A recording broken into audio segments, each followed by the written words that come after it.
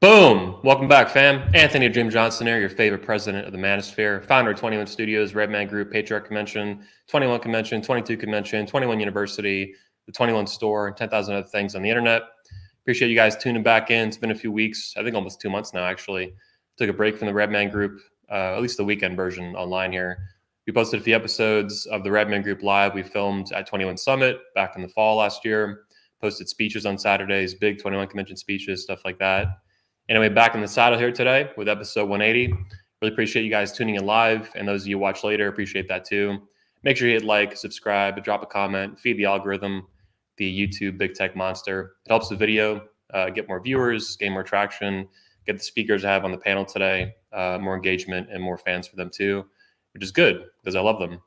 Oh shit, my video cut out. Well, now it's all blue. We'll see what's going on in that in a minute. But anyway, before we get into today's show, quick shout out to our sponsor, Tactical Soap, Alpha Male Soap. It's got alpha male pheromones in it. So the beta male will rub the alpha male pheromones on your body, on its skin. Kind of creepy, right? No, it's actually super dope.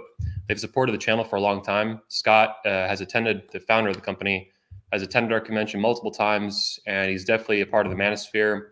He got brought into it through his own really nasty divorce case. Damn, my video cut out again. I don't know what's going on with that. I'm sure you guys can hear me though. Anyway, check out the soap. Get it below. What the fuck? Check out the soap. Buy it below. Use coupon code 21C. I'll figure out my video in a second. Enough of my video bullshit though. Let's get into the show. Welcome to the show, Mr. Pat Stedman and Mr. Jeff Younger. Pat Stedman is the world's most controversial and the world's best dating coach. And Jeff is a good friend. He's all over the news past couple of years fighting tooth and nail to save his son from transgender child abuse. By his crazy ex-wife, who's even crazier than my ex-wife, which is really saying something. Hey, welcome to the show. Yeah. Anthony, good to be here. Glad to be here, man. Yeah. Sorry I'm invisible right now. I don't know what the fuck's going on with my little video thing. It was blurring even before when you started. And then it... Oh, really? Yeah, it blurred and then it got clear and then you started to have that cut out stuff. So. Yeah. We'll see what's going on with that. Coming back in. Well, you can hear me, so that's what matters. Yeah, we can hear you. We can hear you. As we're going, I'll figure that shit out, but the audio is fine, and that's what matters most. Okay. So this is episode 180. The title of the show is Fatherhood, the First Year. As you guys obviously both know, you personally, but also a lot of the fans who follow me on Twitter and the community tab on YouTube and stuff like that. I'm going to be a father soon, coming up in July. Yeah, congratulations. Congrats, man. Thanks, man. Pretty excited. Oh, here we go. Boom, I'm back for now. So yeah, I'm going to be a father. Big daddy dream. So I put it in my thing, daddy dream. Both of you are fathers as well, obviously. Pat, you're a much newer father. I think your daughter is 2 now, a little bit over 2. Yeah, exactly. Yeah. Jeff, you have 2 boys. Obviously, most of the world knows that at this point. Who are about 10 or 11? They're 10 years old. Yeah, they're twins, right? Not twin identical. Boys, but not identical. Yeah, fraternal, right? Mm-hmm. Yeah. So both of you are fathers. You've been fathers for longer than me, especially Jeff, but also Pat. So I wanted to use this episode to discuss fatherhood itself, both its purpose, its importance to men, perhaps the attack that it's under in the culture today. But I also want to get into more practical stuff too about fatherhood during the first year, because both of you have been through that. Pat, especially recently, but also you, Jeff. And I have no idea what that's like. I've heard from friends that it's like exhilarating and exhausting, especially the first month. I spoke with Ed Lattimore recently, one of our old speakers. He's also a new father, and he loves it. But he said the first month was especially tough. And I've just heard a lot of different comments over the years from men in the manosphere like that. I'm very pro fatherhood myself, obviously. Like, I'm really excited. This is a really awesome surprise. Kind of like Rollo Tomasi. I knocked up my girlfriend. I took his example for how to roll like that, you know. He's been bitching at me lately, trying to fake congratulate me on his channel. I just can't keep my fucking name out of his mouth. But anyway, Pat, let's start with you. You're the younger of the 2, and then we'll go to the elder of the group here. What are some of your basic thoughts on fatherhood, both as a dating coach, as well as a new father yourself, in the world we find ourselves today? This woke feminist shithole?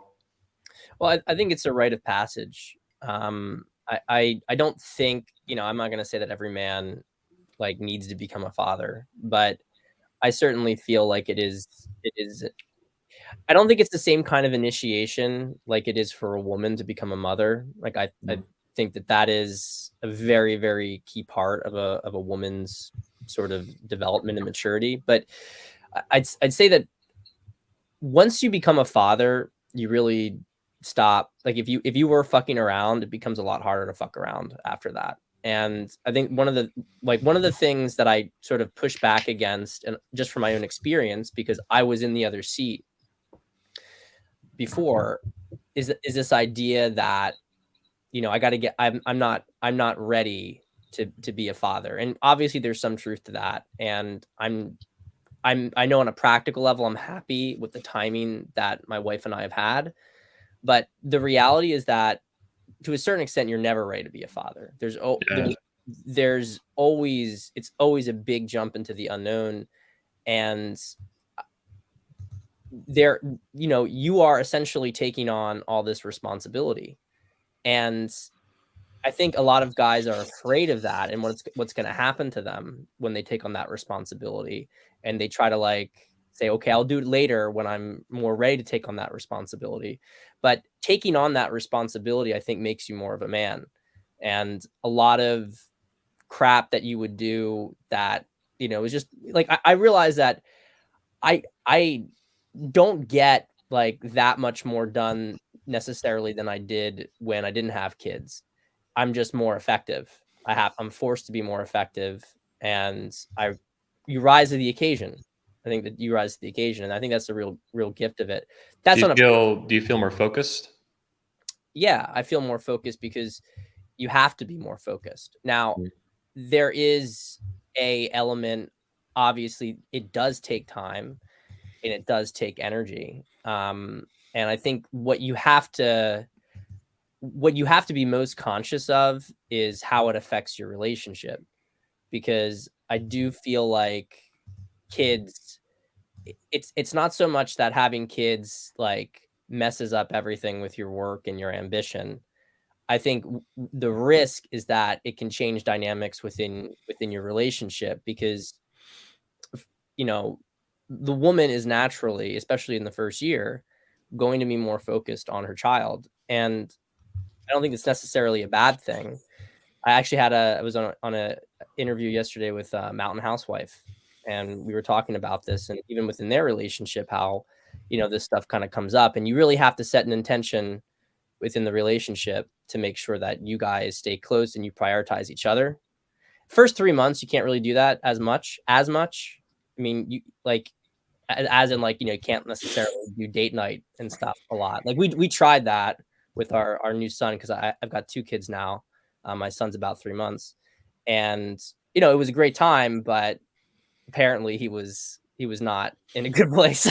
So we're like, all right, we'll wait a little bit longer before we do that again. But Well, you have access to extended family to babysit him, right? Like your parents and stuff. yes, and I think it's very important that you have access to that family support, family support, and, you know, honestly, even some degree of, as they get older, some degree of childcare. I don't mean necessarily like you ship your kid off, but just to have something so that, you know, mom has a break for herself. And I think, you know, when the kid gets to be like certainly a year and a half, I think it can be really good from a socializing perspective. You know, if you have them a few hours, they play with other kids, you know, half day kind of thing. So, Dude, one of my nephews is 1.5 now, a little bit over, and he learned how to run recently, which is hilarious because he's loving it. He just seeing him run around is just, it's such a expression of masculinity in a young little boy. There's so much energy he has, and he's just I wouldn't say he's hyperactive or anything. He's just an energetic young little boy who's just, you know, he's a bipedal organism who just figured out how to be bipedal, how to walk around and run around like that. I mean, it was so funny watching him just last week or the other weekend attack my sister's cat full speed, just like tackle the thing, and it's like, yeah. But There's one other thing I'll say before, you know, going to Jeff, because I think it'll be a big handoff with this. I think one other thing that you don't really quite internalize when you're single is just how much you love your kids. And it's like there was a period of time, like he's totally fine, but there was like a month where we thought that something, like my son had some kind of, he was totally fine and healthy, but the doctors were kind of like saying, well, maybe he has this thing. And he doesn't have it. He's all good. It didn't look like he had it. But for the period of time where we thought that he might, there was a possibility it could have been fatal, or was a possibility it could have been seriously disabled. And so we went through this whole like process of like grieving over the possibility of this thing being the case. Wow. And I can tell you, it's like, as a father, it's like I would be happy to have my legs cut off to avoid that, future for him. Like, it's a very different level of devotion that I don't think you understand till you have it. So. Yeah. Jeff, let's hand off to you here. You have two sons you love very much, but you've also had a very brutal experience with fatherhood over the past 7 years or so, I would think. Yes. And it's something that men need to hear. You love fatherhood, like you love being a father. It's very obvious in the pictures you have with your kids, and how much you fight for them. But what are some of your fundamental thoughts on fatherhood for you and for the wider culture that men find themselves in today? Well, I've always, tried to uphold three virtues, and virtues are not morals. Virtues are habits that lead to good outcomes. And those virtues are honor, courage, and commitment. And I've honored them more or less throughout my life, sometimes better than others. Honor is achieving worthy goals by worthy means. Courage is doing what's necessary or unpopular if it's right. And commitment means seeing things through to the end, not leaving things half done. And I have to say, when you have children, you quickly see your own faults and how you haven't lived up to maybe your own standards in ways you thought you had. One surprising one for me was the quality of mercy. I found that after I had my boys, it was extremely difficult for me to beat the shit out of people anymore. And I used to do that a lot. And because every time I go, wait a minute, this guy was a kid just like my kid. What happened to him? Yeah. What happened to him? I mean, it was a surprising thing in me because you don't associate me with mercy, you know what I mean? But it was a big character change that was noticed by everybody that knew me, to the point where, I'd be in the boxing gym and people would be like, hey, you're not really coming at me. I'm like, I know, man, I don't want to hit you. I really don't want to hurt you today. Like it really changed me in a big way in that regard. The other thing is you realize that now you got this life that's going to come into your civilization and is going to make a mark somewhere. And he's going to use your example to determine what mark he's going to make. So what he does is on you, man. It's all on you, right? Yeah. He's got free will, but his habits are going to come from you. What Ayn Rand, you're a follower of Ayn Rand, what Ayn Rand calls his sense of life will come from you. His pre-rational sense of life will come from you. So it's on you, man.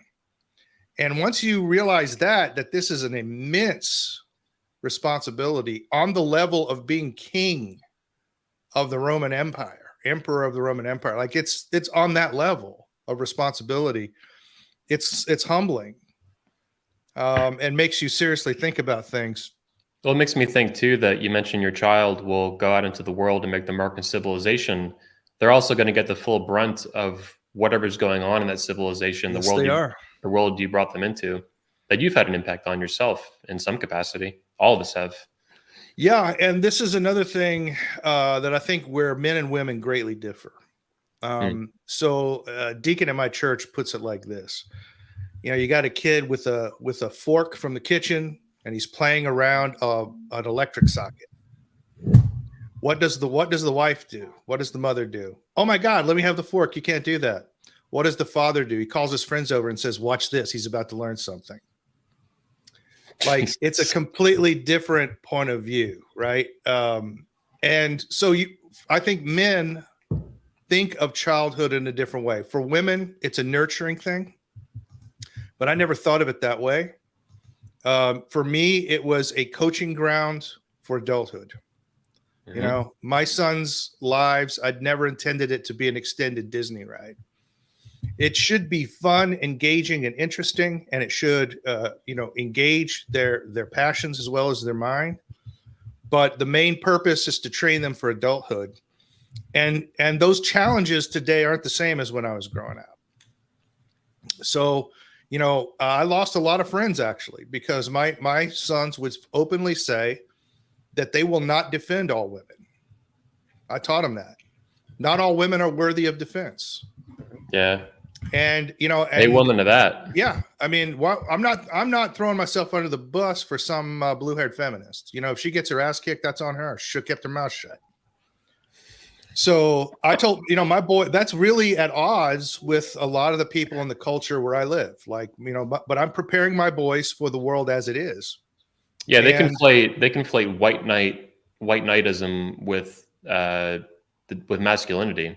They say these things are the same thing. They're not. That are not the same thing at all. And I did not teach my son chivalric behavior.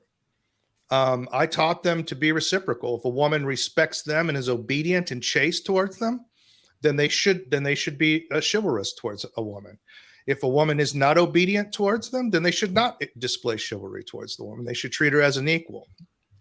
So, you have to do these kinds of things and prepare them for the challenges that they're going to face. And frankly, that can put you at odds with, your wife sometimes, who may want to raise that romance novel hero that she always wanted, and raise that for a son. A son husband. Yeah. Yeah. The other thing is a big thing I taught my sons, and I think this, we talked about extended families. My sons always knew that when they went out on the playground, they were responsible for the safety of all the younger children. And that if any younger child was hurt on the playground, it was their fault. They have to look out for the younger kids, just like I look out for them. So my sons never got this idea that you get responsibility when you're 18 or when you get your driver's license or whatever. They had their responsibilities from the get-go. And at the earliest ages, I told them I don't have rules. Like, I have a whole different approach to this. I tell them there are no rules. Like, you have to figure out what creates generally good outcomes for people in this house.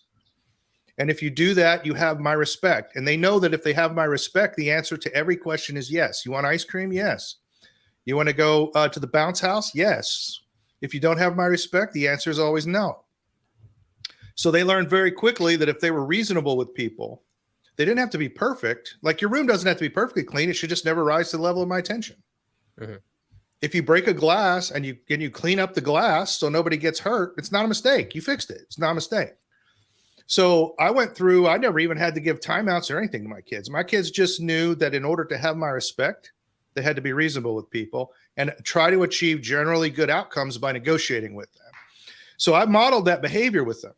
I was not imperious or whatever. I let them make mistakes. I mean, I let them, put their finger in that light socket or touch that pan and let you see. If you don't believe me, I'll tell you once, but if you don't believe me, I'll let you try it anytime.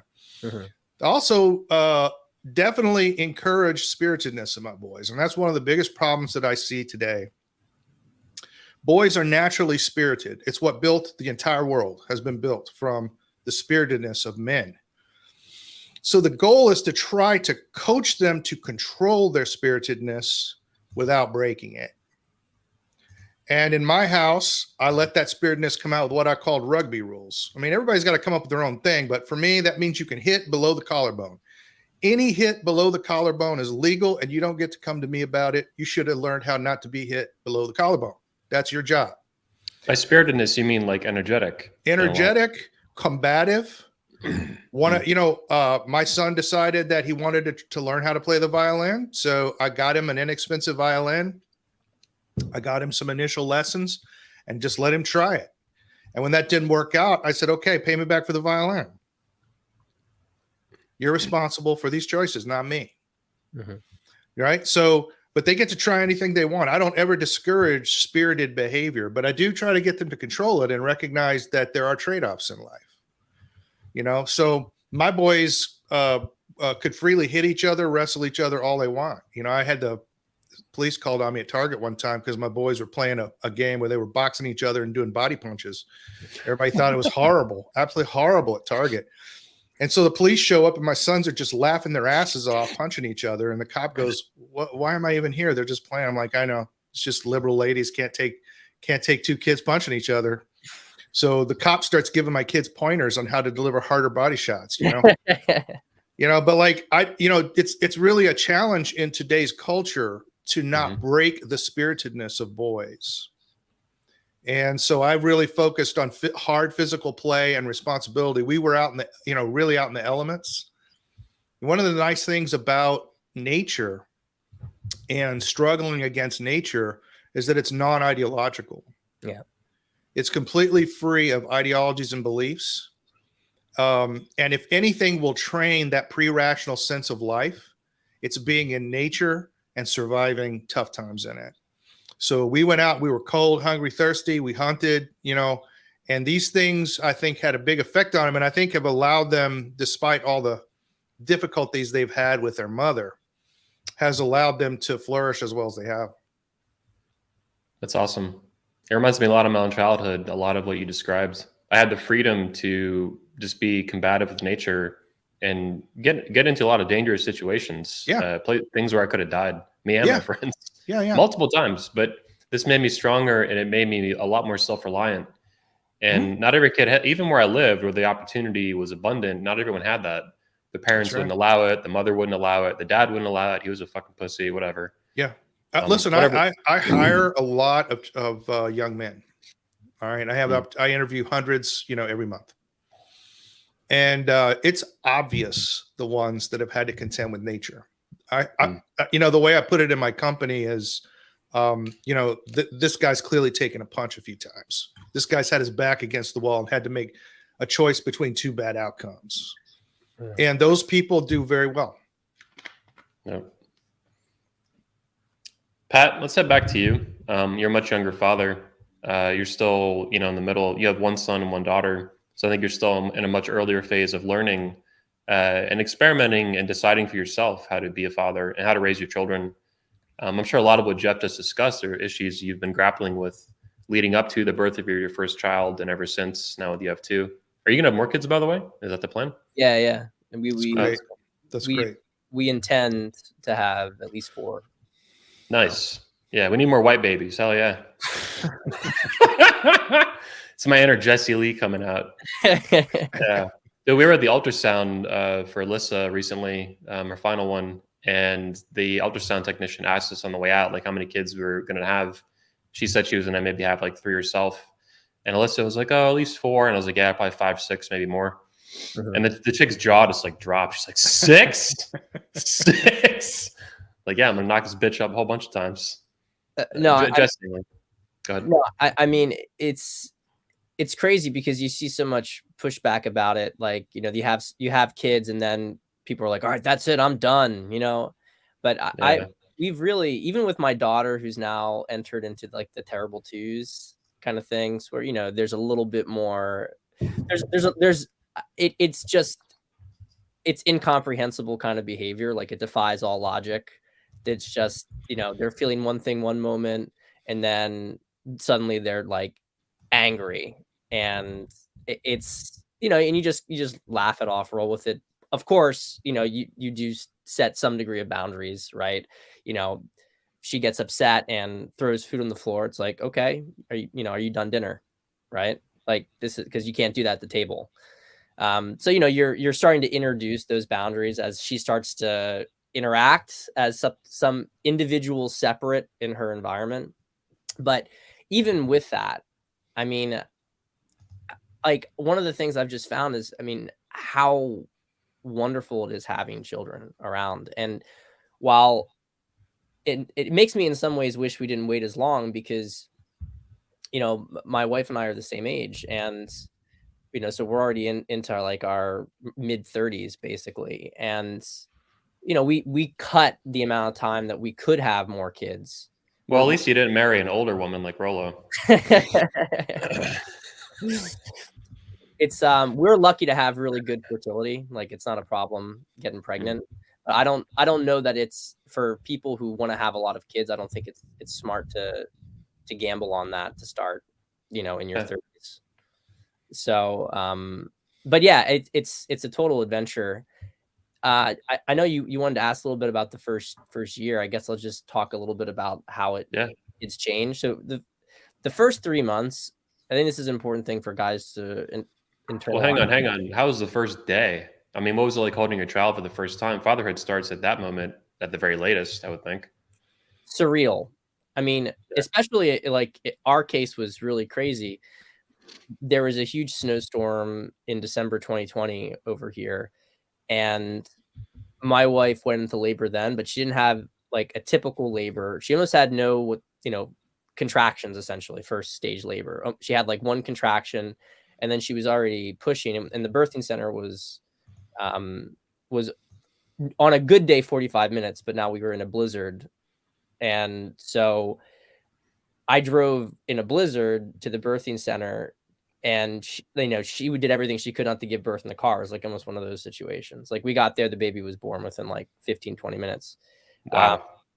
It was like 2.5 hours total. And even the second time around, she was 2.5 hours. So she's pretty fast with it, which is cool. But the second one we had at home. So Yeah. that was nice and convenient. Not a big deal. Just cranking them out like M&M's, man. Yeah. Boom, boom, boom.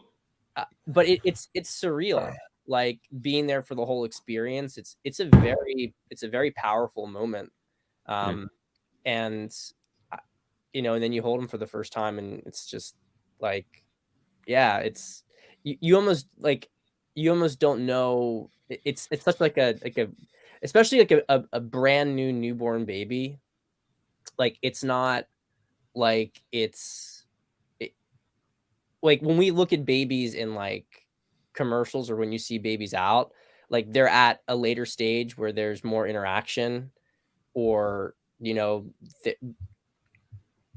don't usually see newborn babies unless you're in that you've gone through it.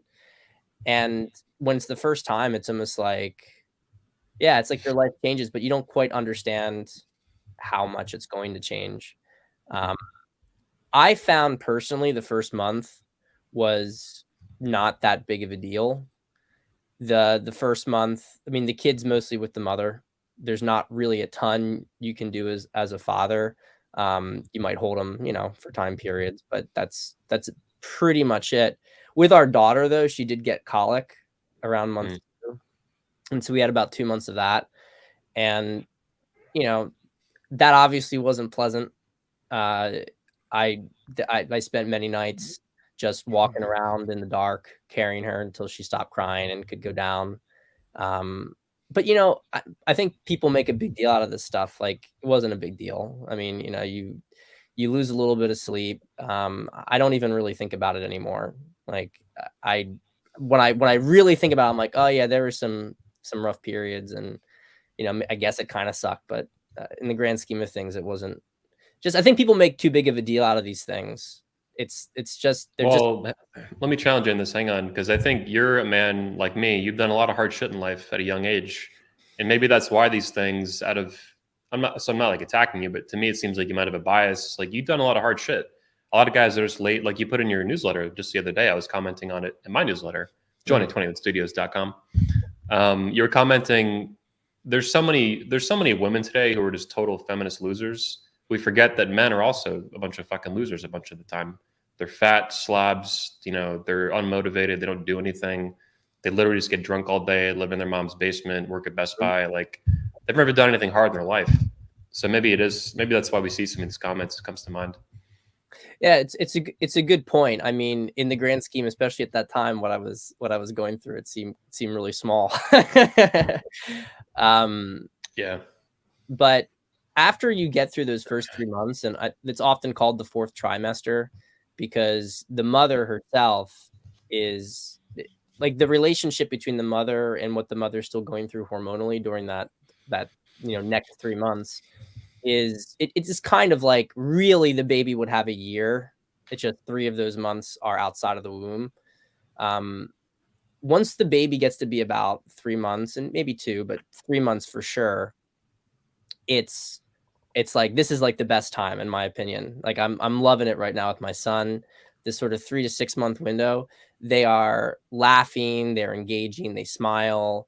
They're not really fussy, and they want to like engage with stuff, but they're not at the point where they can like grab stuff and knock stuff over. So like you can take them out to dinner and they'll just like, they'll chill there and they'll be happy and there's no problem. And so with our daughter, we were a little cocky because I was going out all the time with her and at that time period, and it was great. It's like, how do people have problems with kids? Like, this is so. But then they get a little bit older and they got more energy and they want to explore and engage. And so still take them out, but you set expectations you got to watch them more. So but yeah, it's really great. And then they just learn more language, and it's just my brother-in-law, I'm gonna bastardize this a little bit, but he essentially said it's like it's all work, but it's also all joy. Like it's a lot of work, but it's a lot of joy. And I think a lot of the material culture that we have today will say like, well, this is inconveniencing you, it's not good. But there's so much just implicit meaning in, like reading your kid a book, and the different stuff that like my daughter, like she's now like reading books herself. I mean, she can't actually read what is there, but she just creates stories about it. And then she's like pages and saying, babbling all sorts of hilarious stuff. And it's amazing. It's amazing. I hate, just to be blunt on my own here, I hate all the anti-baby crap in culture today. Antinatalism, what I guess would be the more technical term, but yeah, the Seth Rogen, that 40-year-old actor, I saw him bitching on Twitter yesterday, some video podcast he did. Maybe you guys saw it. I think I might have seen it from Jeff actually. Yeah, I saw it. And he's just Twitter. I think that's where I got it from. And or AJ was commenting. Oh, AJ Cortez was commenting on it too. And yeah, it's just sick, and it's the same bullshit you'd see from a feminist bitching, but pretending she's celebrating her life without kids. And it's like, you look miserable. You look and sound fucking miserable, and you're just coping. Yeah, you're the copium. They're injecting it straight into their veins. And yeah, babies are awesome. Like, I get crying and shitting and farting and vomiting is not great, but the rest of it seems like fucking awesome. And I've noticed this ever since I had my first nephew. Like, babies are fucking great.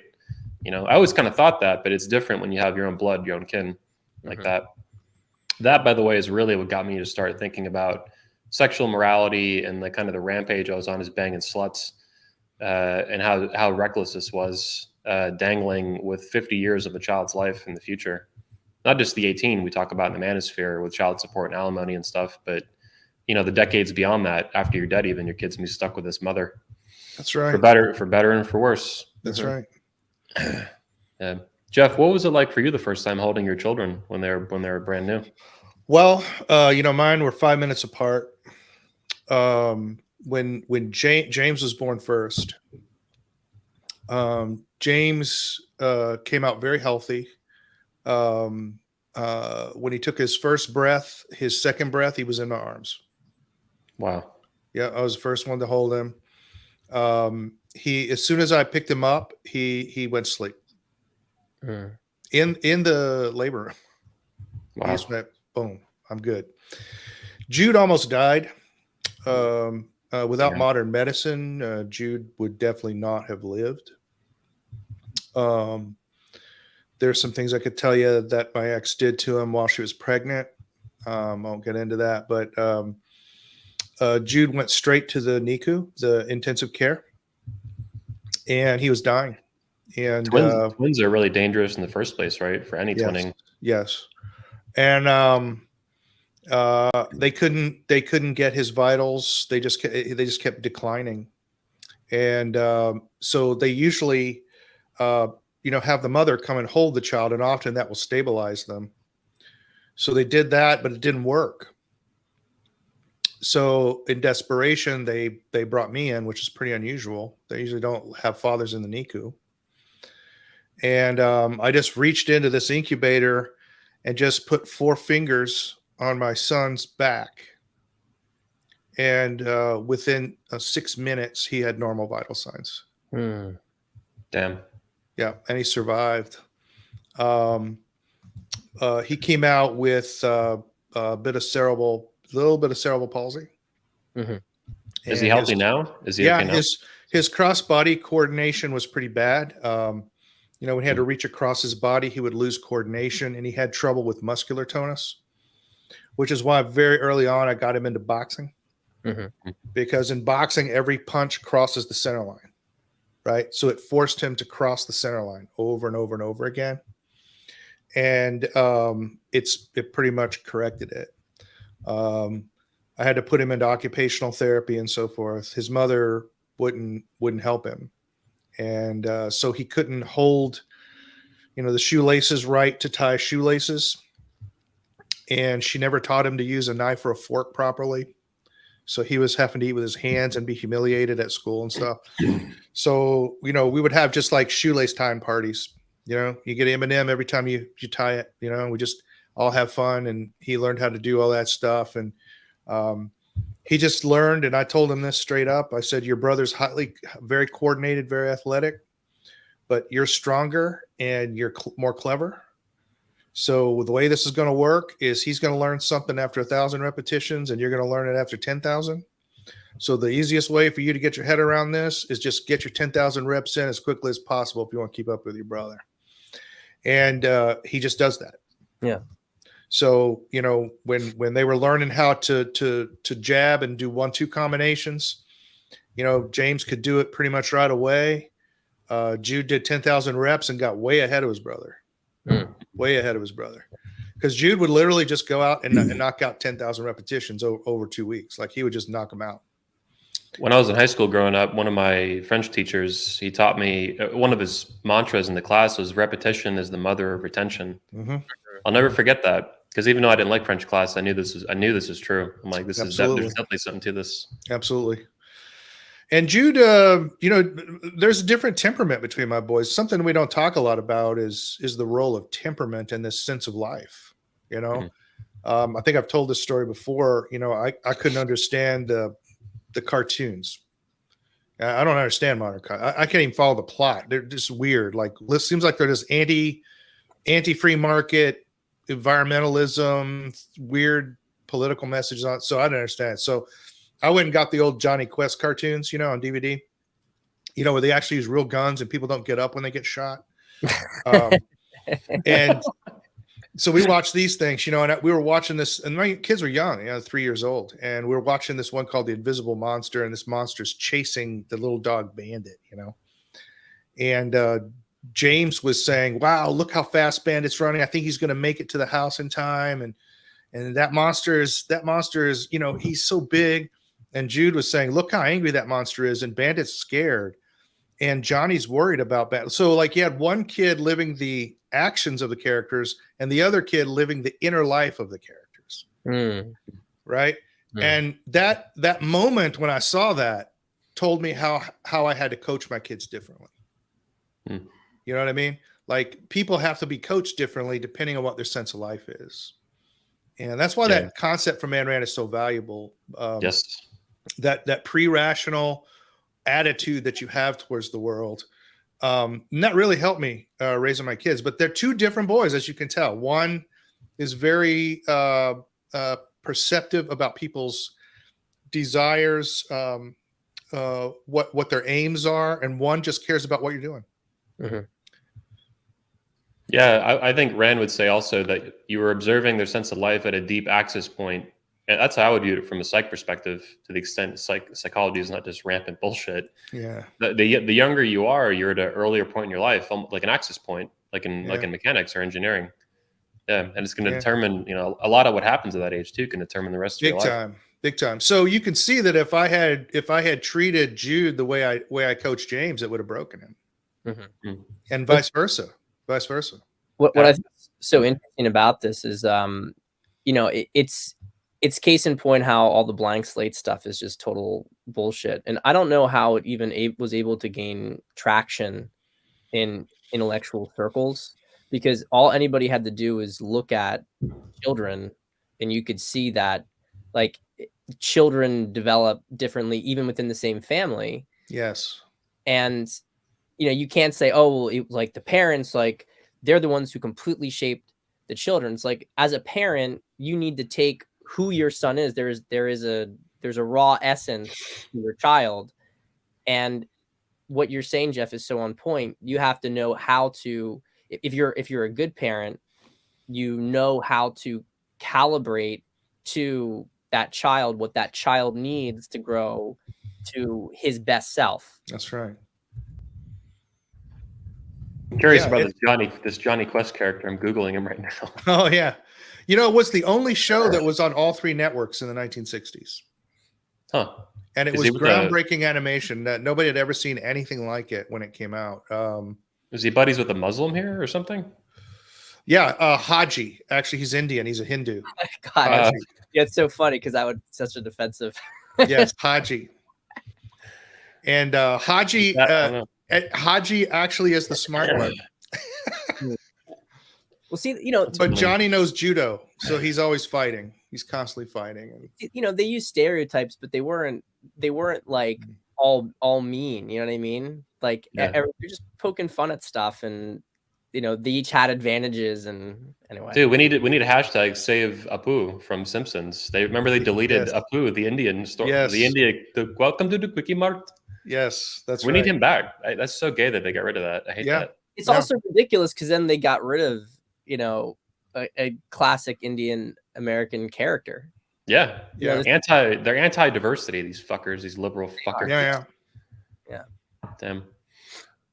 It's really interesting to hear these two different perspectives from you. Pat, how have you been dealing with James, Jeff, James, Jude. Pat, you only have two sons. You don't have a daughter. That's Pat, right. You now have a daughter and a son. Your son is still very young, and even your daughter's very young. But how have you noticed? How has fatherhood been for you compared, fathering each child? They're different. How's that been? And how do you expect it to go? I'll be honest. I really was happy to have a daughter first, and I think partly because as a man, I still felt like I had. I mean, there's always areas that you're looking to improve, but I felt in many ways like I would project too much onto my son. Like when I was first having children, I felt like there was still stuff I had to sort out, and I was worried that I would be, too hard, that I would project issues against myself onto him. Like I know girls, I dated girls. Most of my family is girls. It's more of a 2-to-1, probably female to male. Like everybody seems to have 2 girls and a boy, 2 girls and a boy, 2 girls and a boy. And I grew up with sisters. So I felt really comfortable with having a daughter, and I felt like it would be a good way of easing my way into it. So I was happy with that. But, with number 2, I was like, I'm definitely ready for a son now. So I was really happy to have him. It is different though. And I think it's different. I think a lot of the differences in how, they obviously have different personalities, and, they're different genders, and that manifests now already, but it manifests even later more and more and more. But I guess what I'd say is so much of it has to do with your own orientation towards them. Like I don't know how to put this. They're still so young that how different in how I would be treating them. It's kind of weird to say because she's 2, he's 3 months. It's not, but you expect that to become more pronounced as the age. I can already see how like I interact with him when I hold him, and how I feel about him is different than I feel about her. Not that I don't love her as much as him, but that like there's I'm trying to think of how to put this. I want her to I know I have to model different aspects of a man for each of them. Like I know that he's going to look to me, and that's going to be part of who he becomes later on. He's going to become his own man, but I have to model that for who he's going to embody. But what I have to model for her is who she's going to marry. Yeah. And I can see that there's these different aspects. So I have to look at myself, and how I interact with my wife, because now she's at the point where she certainly pays attention to that. Mhm. And I think like I have to be a father for her so that she develops the right relationship with men and the right kind of men. It reminds me of the old manosphere dichotomy or duality, you'd call it, of direct game versus indirect game. Yeah. And it's like your son has a much more direct link to masculinity, whereas your daughter's link is indirect. Yeah. And it's indirect by it's going to be outward for her. She needs to go find that out and seek that out in her life, or just get an arranged marriage because Big Daddy, Pat Stedman's going to find her husband. But Pat, you have to go soon. So before you go, I want to have a little discussion here with the three of us. Thoughts on arranged marriage? Going forward for your own kids, for the country. What are your thoughts on arranged marriage as an option? I'm not against it entirely. I think it can work. I do think when families really have close connections between each other, and I think that there's something to be said for a family being able to vet another, kind of having more authority, knowing what to expect from the other. If let's say, so my daughter, another like we would be able to assess, okay, that guy's a piece of crap, so we don't want her to go with him. And to kind of know her family, like that's a good family, it's a bad family, whatever. And also to know, which is important, it's not just objectively how good they are, it's also what the personality match between her and him is going to be. Is it going to be a good marriage?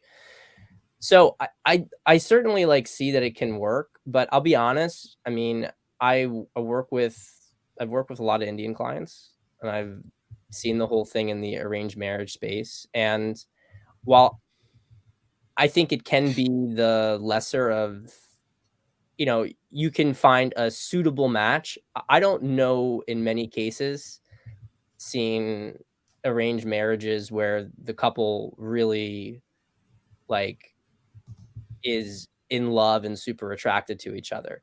They work well together. I think that that's the consistent thing, is that they will usually pick people who know how to work well together and cooperate together, and they might even be friends.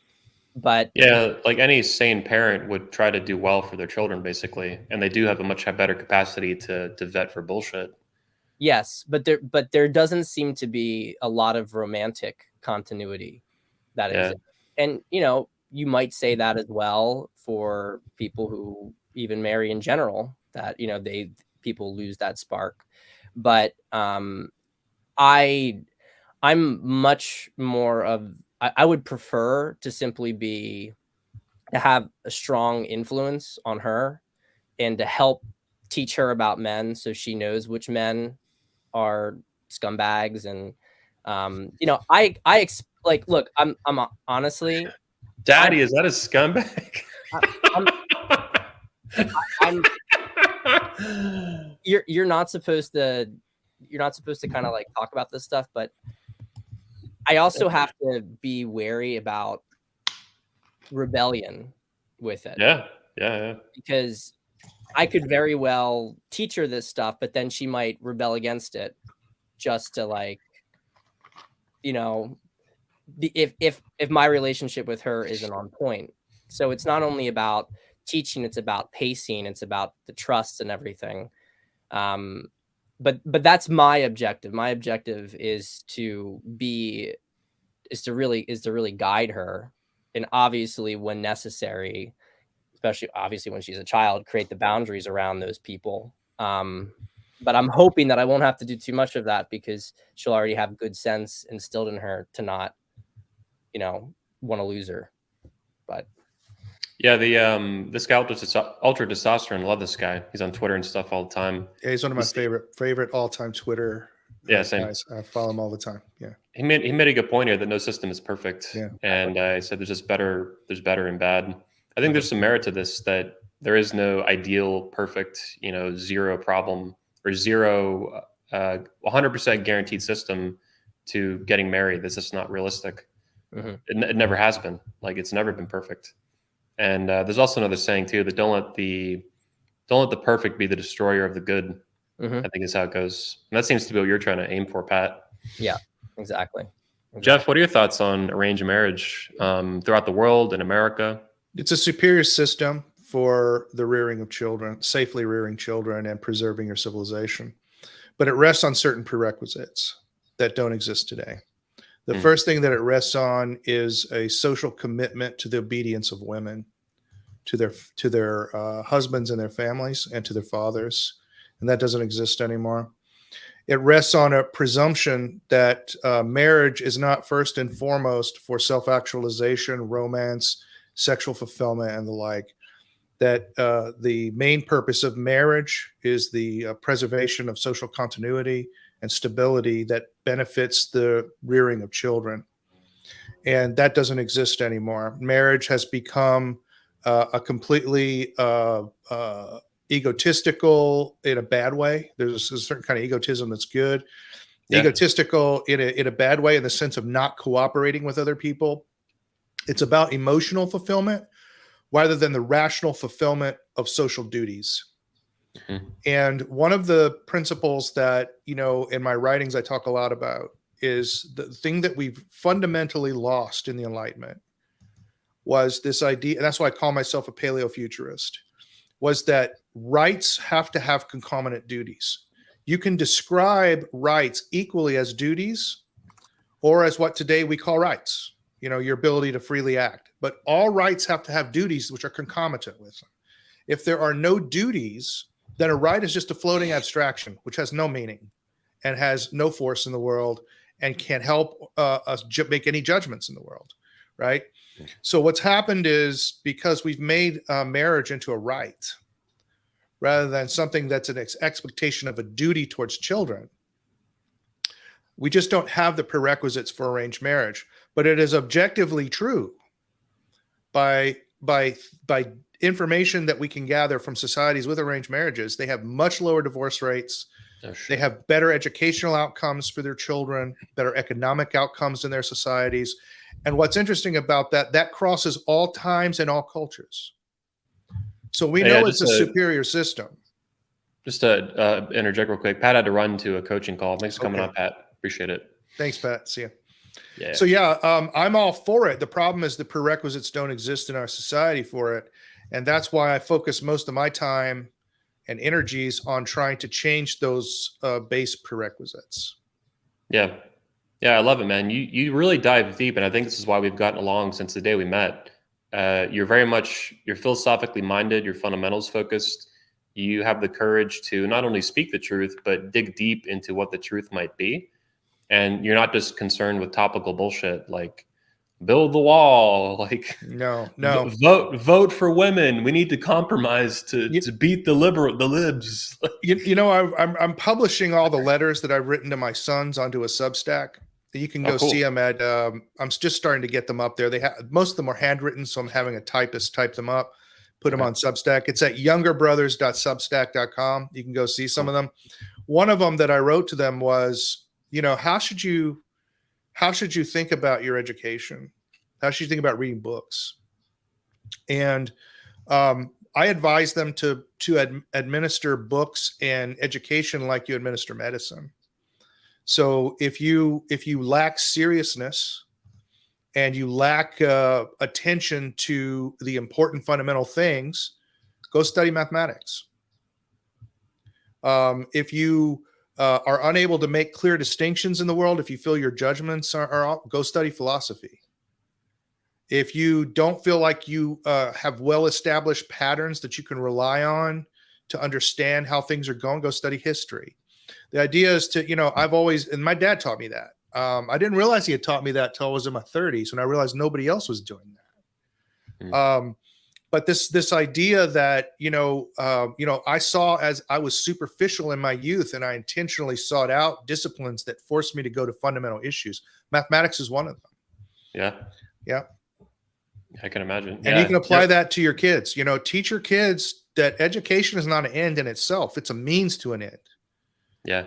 and what ends they pursue depend on their sense of life and their character and the weaknesses of their character. I think Aristotle said that knowledge without action is useless. Yeah. Or something to that Yeah. effect, that knowledge, unapplied knowledge, meaning without action, is just, it's floating abstraction bullshit. It's useless. Yeah. And it was his critique of Platonism. Yeah. Okay. Yeah. And what he called the third man problem. Yeah. And he also, I mean, everyone should read the Nicomachean Ethics. If you want the best book that you can get for rearing a child, it's the Nicomachean Ethics by Aristotle. Everybody write that down. Nicomachean Ethics. Ostensibly, it was written for Nicomachus, which was a nephew of Aristotle.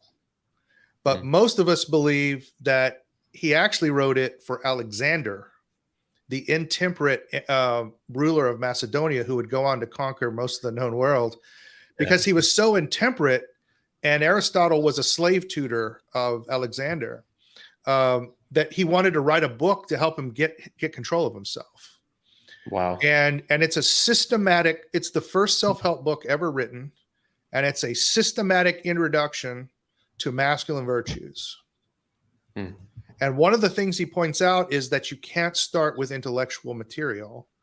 You always have to start with your habits.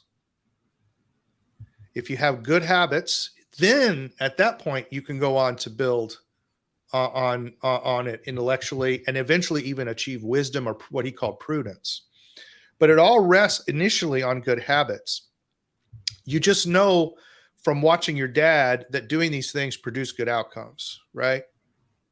And then later you can ask yourself, why is it producing good outcomes? That's intellect, right? And then later you ask yourself, why is that a good outcome? And that's wisdom. And it's a book that just systematically walks you through how to train a child into temperance, control of himself, good virtues.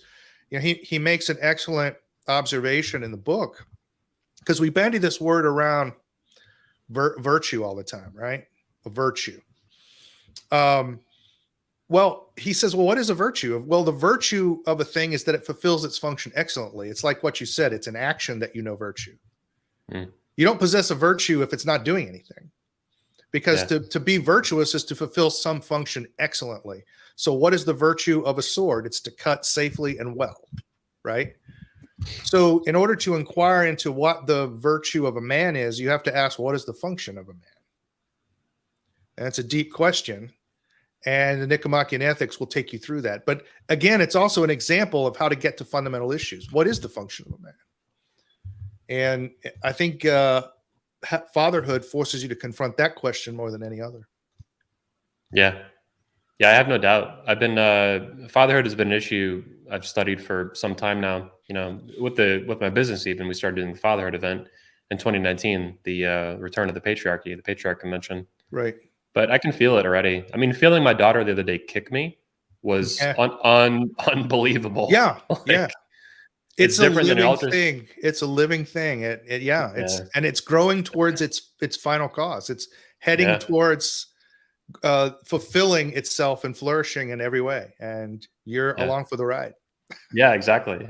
I felt like, gosh, I'll watch this someday. Hopefully not. I should be cracking up, but I felt like almost like Dr. Frankenstein or something. It's like, it's alive. Like it's moving. It's kicking. Much harder than I anticipated too. I thought it'd be like just a little bump. It was like boom. Oh no, they both of my guys were jockeying inside, you know, my ex-wife. They were moving around all the time, trying to get jockeying for position. So they were doing like prenatal jiu-jitsu in there. That's funny. That's awesome, man. Yeah, I love it. You're an intellectual, but not some ivory tower. That's all bullshit. Beta loser shit. I hate it. It's all bullshit. But this is what the left too. Their head is so far up their ass with this stuff. This is why you get the virtue signaling, this pretend virtue moralizing, posturing, like, you know, and then the result is they remove Abu from The Simpsons. That's exactly right. It's actually why I actually appreciate your critiques of Christianity too, because so much of Christianity has turned into academic theological posturing. Yeah. And, the Christian religion in particular should be the last religion you would ever expect to be academic in any way. I mean, none of the saints were educated. 99.9% of the saints couldn't even read or write. You know, Christianity was expressed in actions. Yeah. It was not expressed by, you know, some kind of academic theology or whatever. And it's actually, that's highly effeminate if you think about it. Yeah. That's an effeminate way of life, to live your life, you know, in a conceptual dream world that's not really related to what things that have to actually be done. You're living in your own mind. You're living in your own consciousness rather than living in reality. That's right. Yeah. Yeah, and this I is why. remember when I first started in my career field, you know, I'm trained as a topologist, which is considered one of the most abstract areas of mathematics. And in fact, prior to about the 1930s, they prided themselves on, they said, well, we're the most abstract mathematics because there's literally no application for anything that we do. And after Einstein's theory of gravitation, it immediately became an applied theory, which kind of pissed off all the abstract mathematicians. They went off to find something else to study. But, you know, I'm an applied mathematician. That's what I do for a living. And people are always blown away, other mathematicians, that I'm applying topology. You know, like, it's just, there's definitely a mindset of application that has definitely been lost in the last 20 years. It's quite noticeable. Yeah. Things have gone downhill, man. I was talking about this with my video editor the other day. I was in high school in the early 2000s, you know, 2002 to 2006. Yeah. And the shit that goes on now, that wasn't that long ago. This shit would never fly. This transgender stuff and even being openly gay. Like, dude, you would get your ass kicked in high school 100%. for this stuff. And this is 100%. pretty recent. This was the Bush administration era. This was not that long ago. Yeah, which is why I always make the point that the propaganda regime that's been like turned outward from our enemies, you know, in the world and turned inward onto the citizenry. This propaganda regime is probably the most powerful, sophisticated propaganda that's ever been perpetrated on a people. Yep. And you know, people on the right are just completely oblivious to this fact. They think they're winning. Yeah. And I'm like, you don't understand. Like, it took them 15, 20 years just to get gay marriage. It only took them 4 years to go full trans. Yep. I mean, that's an astonishing power. And as slippery I slope out, is real. Slippery slope is real fucking slippery, man. It's very slippery. They have more power now than they've ever had. Yep. You know, and I've brought this point up many times. You know, you probably heard me say this, but you know, if you imagine the most horrible dystopia that you could imagine, for me, that's like North Korea or something. Do you think you could torture a father into actually believing his son was a girl? Now, I think you could torture a man into saying it. Yeah. Could you torture him into believing it? I doubt it. Yeah, that's right. I doubt it. But this propaganda regime is so powerful. They've got 40% of the country actually believing it. Now, that's more, I suggest that's more power than has ever existed in human history. Yeah. It's funny too. You mentioned North Korea. I think North Korea, not China, but it could be China. They pioneered really aggressive brainwashing techniques, actually. Yes. On American POWs. Yes, that they did. is reminiscent of what you're talking about. That was North Korea. Yeah, absolutely. Yeah. Yeah. I wanted to show, by the way, so speaking of how far things have come, this is and there's a Catholic one too I can show. Uploading a picture right now. I should pull up in a second. This is some sort of Protestant church. I don't know what denomination. But I've been tweeting about this, on one part, I'm just having fun. On the other part, the other hand, this is a very real and very serious problem. And I'm not Christian, so I'm just an observer. But this is crazy. These are butt sex flags that Christians are flying and they're flying in their church. This is insane. Like, this is sin. These are. I'm not Christian again, but these are flags of sin that they're proudly flying in their church. Like, how did this fucking happen? This is madness, man. Like. So the best book that I've found that describes why it happened, I'm assuming that wasn't a rhetorical question. Yeah, no, right, for real. Is a book by Truman called The Triumph of the Modern Self. And what he points out is it really began with Enlightenment ideas about humans. And it's one of the reasons why on my Substack I write about philosophical anthropology. It's not because I want to go into some abstract bullshit, but it all starts with the view of what a human being is. And we've had a radical change in what we believe humans are. And those changes have led to a belief that your sexual identity is your identity. Yeah. You talked about this in your yeah, patriarch speech as I well. did. Yeah. And it's a fundamental problem that we are going to have to face. If we want to have counter propaganda against this kind of stuff, if we want to fight it, in the political sphere, if we're going to have what I call samizdat propaganda, samizdat is the name that the Soviet Russians used for true journalism that would tell you the truth. And there were samizdats, secret samizdat newspapers in the Soviet Union. If you want to do samizdat propaganda, whether you're propagandizing but you're telling people the truth, you're going to have to deal with this amazing difference between what people think a human being is. I had a lunch one time with an NBC producer who was trying to get me to do an interview, and it was going to be a gotcha interview. And he finally got me alone, and I'm pretty sure he was recording. And he said, "Hey, you're an Orthodox Christian." I'm like, "Yeah." And he says, "Can I go to church with you on Sunday?" Because it was Saturday. And I said, "Yeah, I'll come pick you up at the hotel. You can go to church." And then he goes, "But I'm gay."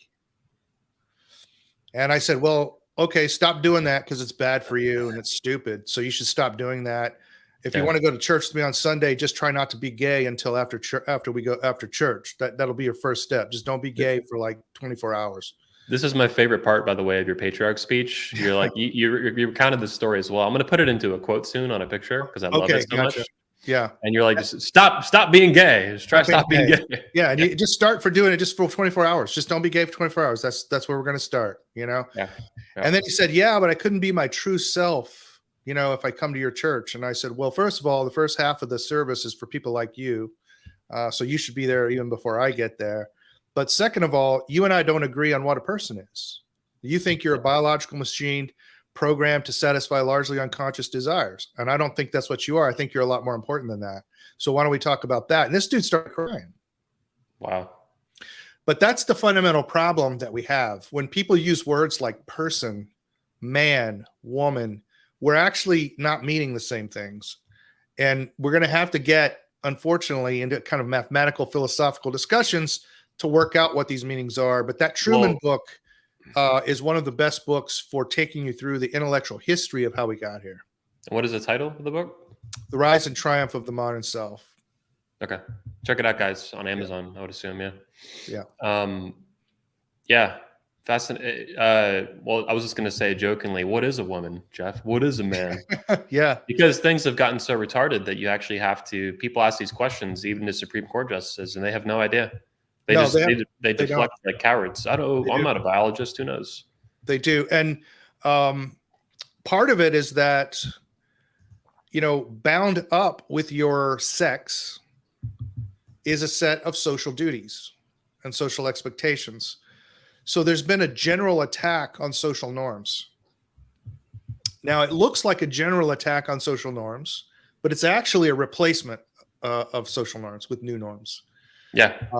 The old gods, it's the old gods versus the new gods. That's what it is. Yeah.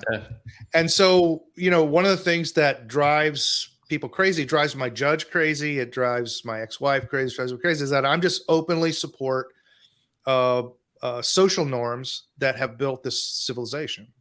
Yeah. And I support those social norms. I don't support imaginary social norms that Diderot came up with in the Enlightenment. That, some guys like Benjamin Franklin, who wanted free love and all this stuff, came up with. I'm not interested in those values. I'm interested in the values, the bedrock values that built the Roman Empire, that built the Greek city-states, that built the German city-states and the guilds, that defeated the Muslim battles, the Battle of Lepanto, that took back Spain in the Reconquista. That's what I'm talking about when I talk about traditional values. And remarkably, the pagan values and the Christian values amongst all the people in that area were about the same. Well, I was just going to say, what you're calling values and norms have been norms and normal for thousands and thousands and thousands of years. Yes. You're going as far back as Benjamin Franklin. Even that's just a couple hundred years. That's really recent. Oh, yeah, it's nothing. Never mind since the 1960s, the crazy shit we've gotten since then, which is now snowballing into, kids being taught about butt sex and drag queen story time and 500 genders. And it blows our minds. But, I always try to give an accurate description of the other side, because if you have an accurate description, you know exactly where to stick the knife, right? To finish the fight. Yeah. So This is why you and I get along. This is how I think. yeah. So Yeah. they play sexual identity as the main element of human identity. Okay. So it makes total sense to them that As you would in- get children as early as possible in touch with their sexual identity, because to them, it doesn't even make sense. If a child has no sexual identity, they don't have an identity. So, it's to have a child with no identity seems incongruous to them. Like it's not a person This until it is has a really sexual. what you just said is really important. I've never heard anyone say that, because you're right. Yeah. Children don't have a sexual identity. Or No, they almost. don't. They don't They have- develop that until adolescence. Yeah, exactly. They have the precursors to it in their biology, Right. but that's about it. It's That's right. extremely minimal. So the fact that these children don't have sexual identities is a direct challenge to this view that sexuality is central to your identity, right? Well, then how can the child have an identity? So this is, And I on think top that's of- why people like Pinker say that you can abort babies up to 2 years. Yeah. I think, that's what the Romans did. That's what Pinker says. I think they do that because they see that the child, it doesn't have the characteristics of identity that they would expect under their theory of anthropology. Yeah. And so it's just really interesting. If you understand exactly what their ideology is, what they're doing makes sense and coheres together logically in that erroneous system, right? This is really, I want to get back on, revisit this in a few minutes. We got to get Steve on here in a second now, but this is really, I've never heard this before. This is profound. It's on top of the propagandizing children, that element of it, why they're doing it. This makes a shit ton of sense. Yeah. Makes total sense. Now let's it's totally wrong, but yeah. But it makes sense. In its own system, it makes sense. Yeah. Let's get Steve the Dean Williams on the show. Welcome to the Red Man Group. There we go. What's happening? Yeah. I can't hear. Hold on a second. Let me see. Okay. We can hear you. Okay, I'm good now. What's good, man? Hey, how you doing, man? What's good with y'all? How y'all doing? Sorry for being late, man. Sorry, man. Sorry. I was doing my rancher stuff, man. Yeah, Steve's like, I call him I'll call you a farmer, and you're like, hell no, I ain't a farmer. I'm a rancher. I'm a rancher. And you could tell him from like Bumblefuck Beach, Florida, down in Cape Cod. I barely know the difference between a rancher and a farmer. I mean, it made sense when you explained it. It was cool. Yeah. So Steve has a bunch of ducks, by the way, now, and goats and sheep and stuff, right? Yes. Yeah, I had no idea. I love it, man. It's awesome. Thank you, brother. Thank you. I appreciate that, man. Yeah, I grew up on a ranch myself. Nice. That's hard work. Yeah, it is. A lot of hard work. A lot of people don't know that. I have 4 acres of land, so I got to cut that like a slave. Yeah. Oh yeah. Damn. Yeah, we had a 1,500 acre ranch. Wow. Imagine that. No. Like just getting the salt licks out in the pasture. I don't even want to think about that. Yeah. 1,500. That's fucking huge. It's huge. Yeah. That's like a theme. That's like Disney World or something. Yeah. It's big. Yeah. Damn. We actually had 2,500 acres. We had a farm too. So. Oh, of course. Yeah. I grew up near the beach, fishing and shit growing up. None of this stuff. This stuff existed, but it was much more inland. We didn't have a lot of engagement with. But you had that fishery community out there. That's hard work too, man. Don't knock that work. Yeah. That's some hard work. Yeah. So, Steve, today's show, we were talking about fatherhood the first year, but really it's just a huge discussion on fatherhood and all the issues surrounding fatherhood. Obviously, Steve, I'm going to be a father soon. Congratulations, brother. I'm so happy for you, man. Thanks, man. Yeah, I'm really excited, man. It's, some people there's been a lot of comments on it. I haven't done any videos until this one, actually talking about it. I guess I should do more maybe, but I've been posting about it on Twitter, obviously, and social media and the YouTube community tab. And it's been really interesting. I think maybe you guys have seen it too, but the comments I get, most of them are really positive, I don't know, 80%, but like 20% or 10% or somewhere in that range are like really fucking negative.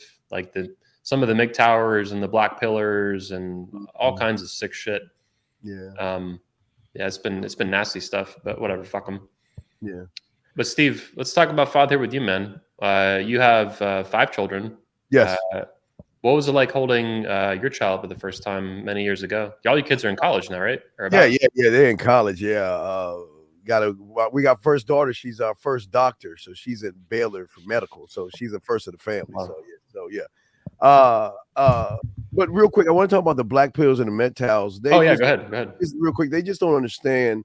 They don't understand legacy and bloodline, and they don't understand that the importance that, as far as our ancestors always say that, we all of us came to the Americas either above the boat or below the boat, however you came. But your ancestors, you are your ancestors, you're your bloodline, and to want to cut that off because someone on YouTube told you to is a shame. Yes. And wanting to shame somebody for wanting to push a bloodline is sad. But I mean, that's just here and there. But first year of fatherhood, yeah.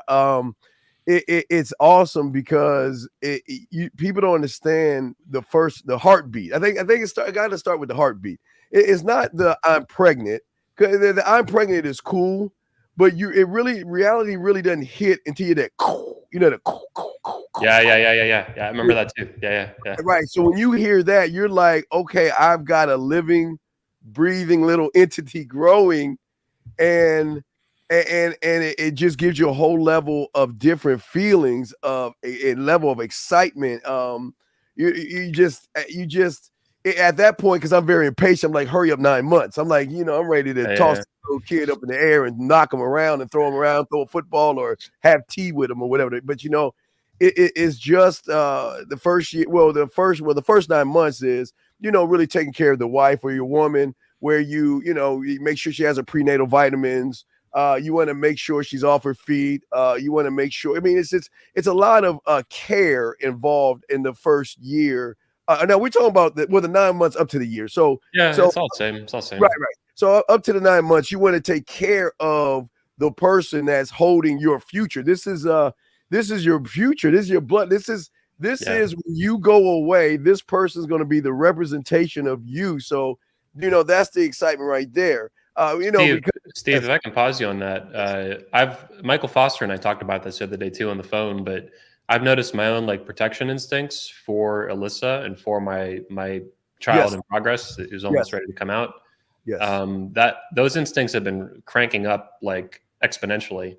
Every month that goes by, the heartbeat, you're right. The heartbeat, I forgot about that, but the heartbeat was big for me too. When I heard that boom, boom, boom, boom, boom. Yeah. And then just recently, maybe not even 2 weeks ago, the first kick, I felt my child kick for the first time. Oh yeah, I remember I saw that. Yes. Yeah.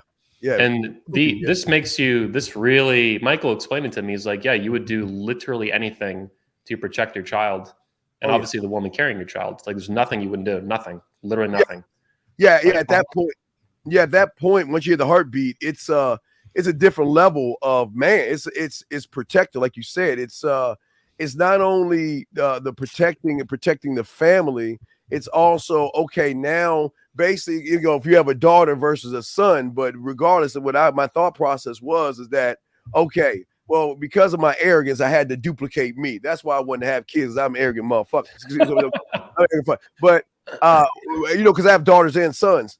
But to me, it was about protecting the family first, and then setting up a idea of when they're old enough to learn how to do Brazilian jiu-jitsu, because I want them to learn how to protect themselves in this cruel world. I don't want them to think that the world is nice, but I want to protect them.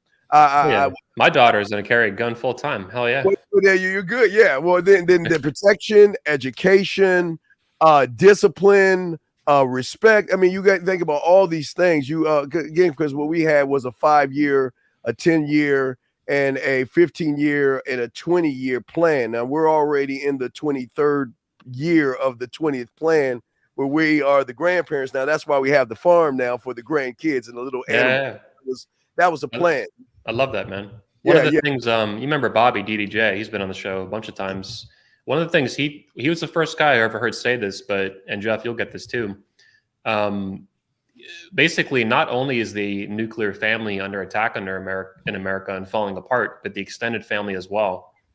And as simple as that concept is, I had never heard that before. And I never forgot it ever since. And since becoming an uncle, especially the past couple of years and stuff. Yeah. But yeah, I love that. Extended family is extremely important. I want my children to be, my daughter, and then beyond that, to get to know their cousins and stuff. They have a lot of cousins already. Mm-hmm. They have, she already has 4 cousins, out walking around. Probably even we'll get more. And my sisters and all my brother and all that kind of stuff. Yeah, I've got like I say with my daughters, I got to watch out because I got football and NBA and NFL players are hitting on my daughter now, so I got to watch that stuff. So, but Yeah, you know, man. yeah. So but remember, daughters are. I mean, because daughters are gonna be treated different than sons. Daughters get more love, daddy, more attention, more affection, more holding. Daughters get that. The sons, I always believe they get a little bit of love and hug that's my baby, da da da. But when they get a little older, you got to cut that umbilical cord and start toughening their ass up to prepare them for the world. And so, but the first year is just actually a planning stage of what you want to do. You want to, we didn't have those things, but they have them now. You could put music. I love putting classical music in the in the wife's stomach. You can with earphones, like something like not these beats, but something like this. Back in the day, because I'm old, so we put this on there with the little string and play classical music. Bach and Beethoven and things like that. It's just a layer of preparing and getting clothes. Remember, they're gonna run through clothes, diapers. You got formulas. It's just all these. Let's actually pause real quick. I want to get back on the black pill and the MGTOW thing. I didn't think about it, but this is an issue of fatherhood that we should, I think, three of us focus on. And so, like I mentioned, some of these guys, the MGTOWers, the black pillars, some of the red pillars too, all these different little tribes in the manosphere, these little denominations of the manosphere. I think it's basically antinatalism is the scientific term for it, or the technical term. It's like anti-baby stuff. You see it in feminism, but you also see it in the manosphere to an extent. Not all the wings of the manosphere. A lot of men's rights guys are much more pro-father, obviously. A lot of the tradcons wing of the manosphere, like they're obviously pro-fatherhood and pro-family. They're pro-patriarchy, which is good in a lot of cases. But there's still these other elements of the manosphere where you can see them. They're just emotionally butthurt that I have a kid on the way. They're like, the hatred is like super irrational. They're just fucking bitching. They're saying my daughter's going to be a whore. Like an unborn child, like sick fucking shit. Yeah. Like it's really nasty. It's super nasty stuff. Wishing ill on an unborn child who's innocent of anything. It's fucking. I hate it. Yeah, well, I think those guys should have either been swallowed or been shot on their mother's back and just dripped off the side of her legs, type shit. Because a lot of these individuals that hate like that don't even know why they're hating. Because if they're lucky, their fathers didn't have YouTube. Because if their fathers had YouTube before the internet hit, they might not even be here. They don't even realize the importance of the family name. You know what I mean? So to hate on someone that wants to bring something into this world, to bring a little joy. I always tell guys, you don't know what's under your nuts. You might have the next president of the United States. You might have the next Bill Gates on your nuts. You don't know what you have, but to get mad at somebody for a choice he wants to make with a woman that they choose as a family because they care for one another, because they want to bring something into this world, hatred. Man, you ever seen that Silent Bob and Jay where they got everybody's name on the internet, was talking shit, and they knocked on everybody's door and beat the shit out of them? That's what they need right there. Fuck them. Excuse my language. Jeff, do you have some thoughts on this? The antinatalism we see, I've seen it anyway in the manosphere. Oh no, I've seen it constantly. I've even, because of my views on surrogacy, I've been accused of it in some cases. I've sort of choose a middle path. Okay. But the concept here is you've got guys who have decided that it's impossible for men to partner with women. And under the current legal regime, these are rational fears, right? Mm-hmm. These are rational fears. But that doesn't in any way imply that natural duties of fathers to their children disappear. And that's what these guys can't get. They're living again in this world of the floating abstraction of rights. Mm-hmm. They're not living in the world where they have duties. Ooh. And they don't want to talk about duties. And I hate to say it this way, but I'm gonna say it this way. Sometimes you have a duty to leave a big red handprint on your woman's ass. Sometimes this is what it takes. It takes something. I have to be careful on YouTube and everything, but I think you get Yeah. where I'm going here. There are some things, the protection of innocent life, that imply pretty high duties. Yeah. And there's no right that trumps that.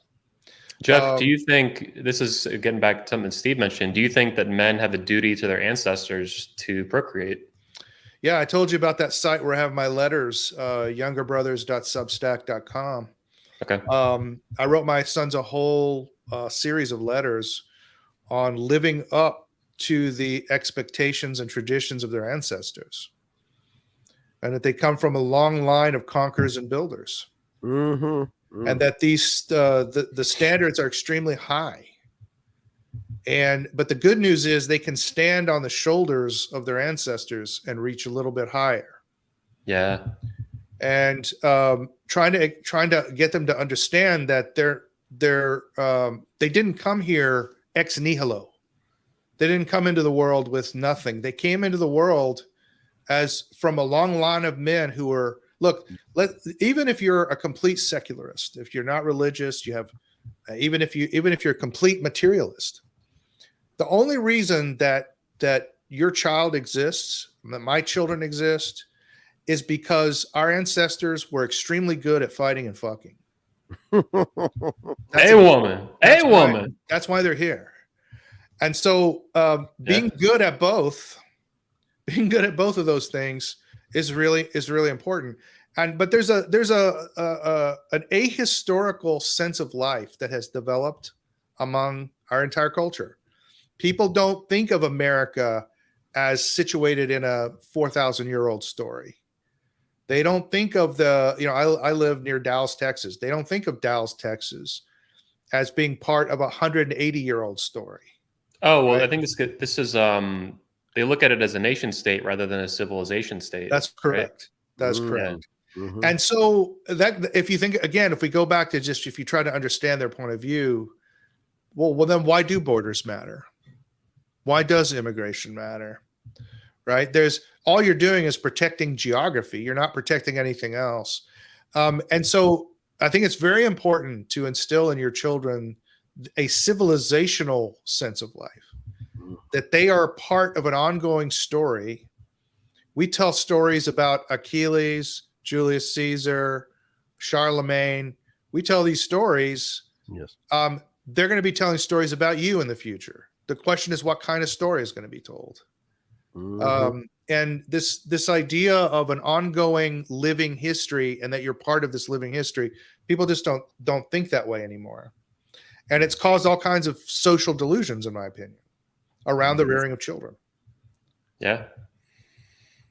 Yeah. I mean, look at the way, it's just sick today how kids are treated, man. I mean, all of it. The fact that, the transgender stuff, the 500 genders, like the butt sex stuff in kindergarten. Over half of children now in America are in single parent homes, which means they're in single mother homes.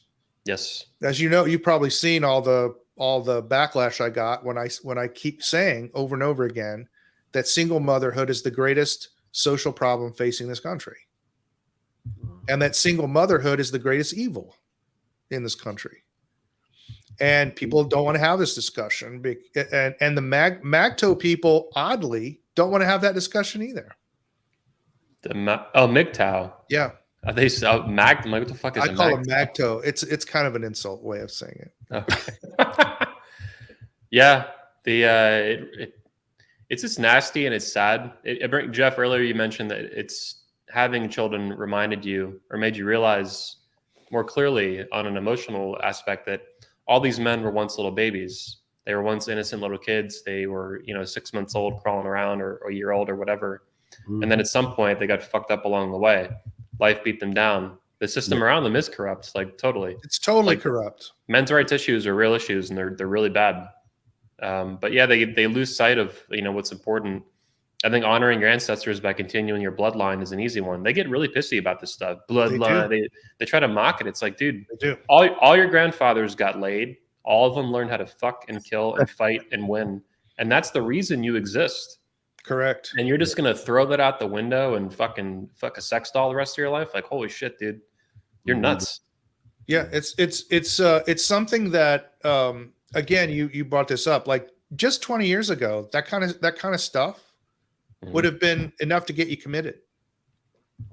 Yep. You know, like you prefer a latex doll to a real woman, you know, something's wrong with you.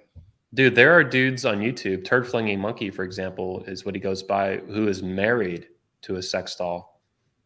I mean, that's just crazy. There are feminists who marry dogs and stuff. So, like, we got to keep things in perspective here at how crazy shit is. Sure. But that's But really nuts. it shows the commonality between the two ideologies.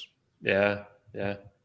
Feminism is an attempt to withdraw women from men, and MGTOW is, you know, an attempt to draw men away from women.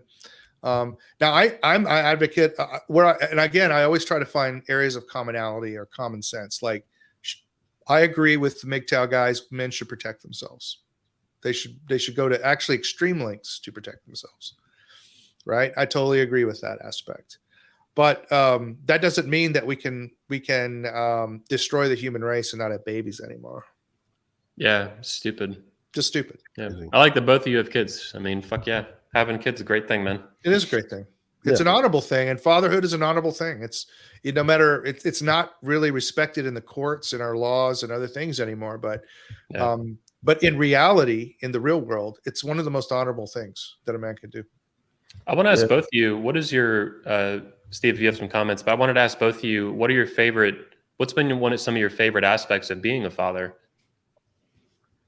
Getting to watch Dora the Explorer, SpongeBob, and a lot of the kid shows. It's a loophole. I get to watch cartoons and stuff. So, but no, it's so many things, because I mean, you get to relive Christmas moments that you had through your. I mean, like the first Christmas, the first birthday, the first time they scratch their knee, the first time they ride their bicycle, I mean, there's so many first times of all these things. It just takes it to a notch. The first time they start crawling, the first time they stand up, the first time they take a step and fall down, and then the first time they're like yeah, you know, just walking towards you and shit, and then coming to your arms. So it's so many first times that it just boggles my mind how somebody doesn't want to deal with this. But y'all got to remember, there's children made of love that we have, and then there's children made of fucking, that the guy just fucked the woman, she got the baby, he didn't want the kid.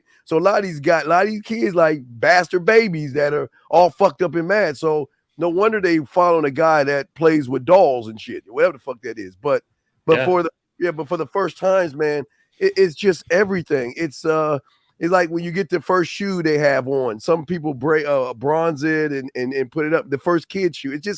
It's just so many first things, holidays, everything, first day of school. It's just so many things. But as the more kids you have, you get to relive the first over again. So, Steve, I think that's an important point too, that I call them the doll fuckers. A lot of the doll fuckers were raised by single moms. Oh yeah, absolutely. A lot of, like, straight up MGTOW, a lot of the manosphere in general comes from single moms. Yeah. Single moms probably made the manosphere. Yes. Yeah, they attempted to raise these boys into these romance novel heroes, which are caricatures of real masculinity. That's exactly what they tried to become, and they utterly failed because it's not possible, and they utterly failed, and so they become nihilistic. And they fuck dolls. Yeah, literally, yeah. Married them in some cases. Yeah. Well, the probably the greatest experience I had as a father happened at a boxing gym, and I was going to show my sons for the first time sparring. And I have this rule that, you know, there's only one leadership style, lead by example. So if I wanted them to climb up the trees and teach them how to climb, and I had to climb those trees, you know, if it was cold outside and we're going to go hunting and then we just went out, you know, lead by example. So I wanted them to start sparring. And so I said, oh, look, I'm going to go spar. And, you know, I'm a fairly large dude, but I'm also carrying more weight than I should be. So I'm up in the heavyweight. I should be down in cruiserweight. So I got matched up with this guy who's 6'5", 280 pounds, outweighs me by 30 pounds. And in a small ring, a 16-foot ring, which did not favor me at all. So I get in there mixed up with this guy. And this guy's able to bully me into the corners over and over again, and finally pops a liver shot on me. and just drops me to my knees. So I'm like, great. First sparring session, my son's going to see me get a TKO, right? So Jude is outside the ring, and he walks around where I'm at. I'm getting a 10 count. And he says, Dad, it hurts just as bad on your knees as it does standing up. You might as well get up. And I laughed. It made me laugh because I was like, that is exactly something I would say. Yeah. And so I made it up on the 9 count. They gave me an 8 count, and we went back in. I won on points. So, yeah, I won the next 2 rounds. So it was your own legacy echoing your own wisdom back at you. Yeah, it was like he actually used our ancestral wisdom to help me.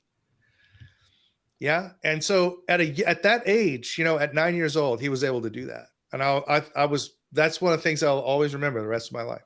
Get up, pussy. Yeah, get up. You're gonna hurt, so you might as well fight. It doesn't matter. You're gonna hurt one way or the other. Yeah, I'm so excited, man. I have a daughter. I mean, I had really no preference, son or daughter first. I did think that having a son first might be better in terms of an older brother protecting a little sister, something like that. First child in the family, but I was like, not a big deal either way. I'm so happy and so excited, man.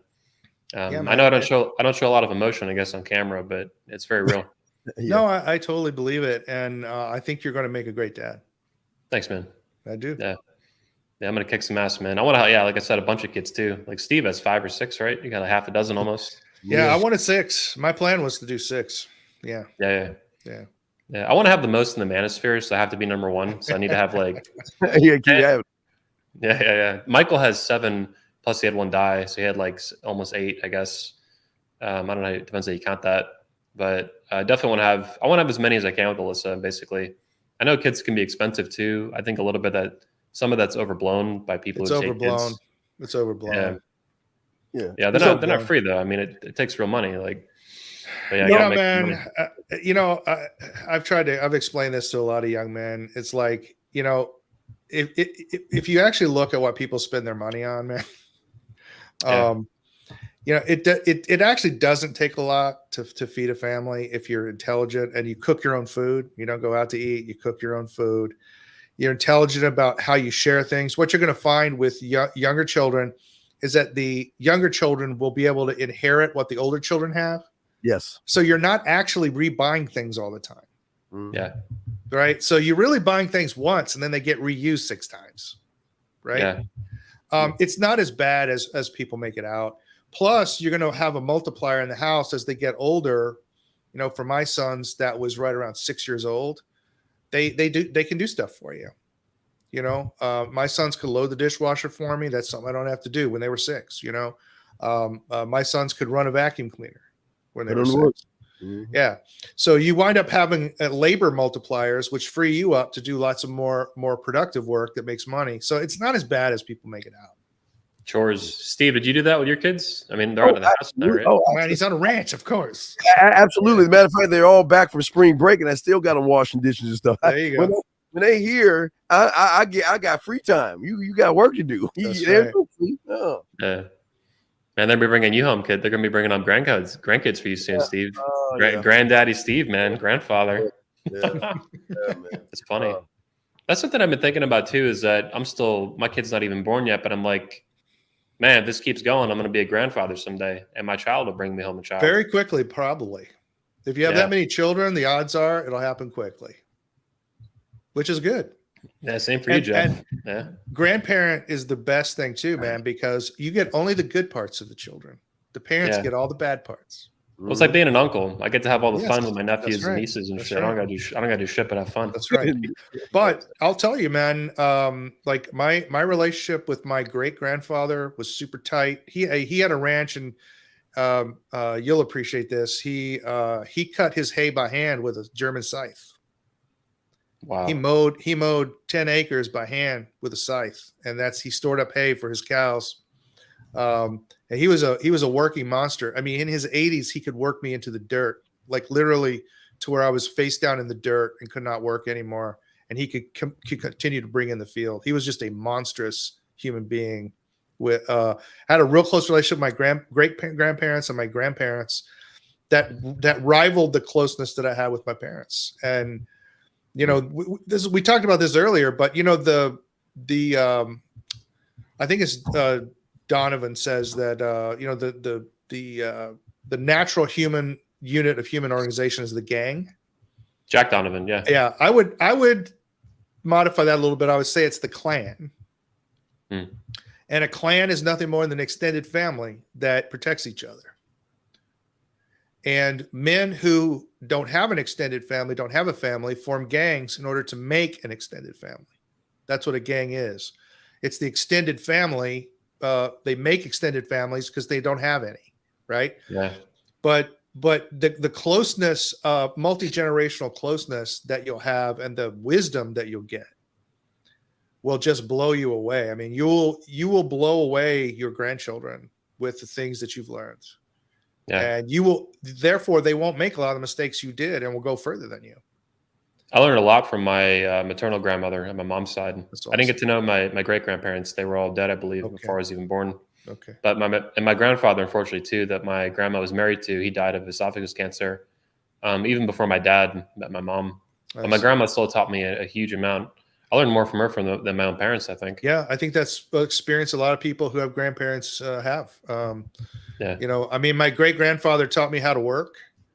And my grandfather is the one who taught me like almost all the practical skills that I have. He taught me how to track, man track and track animals and everything.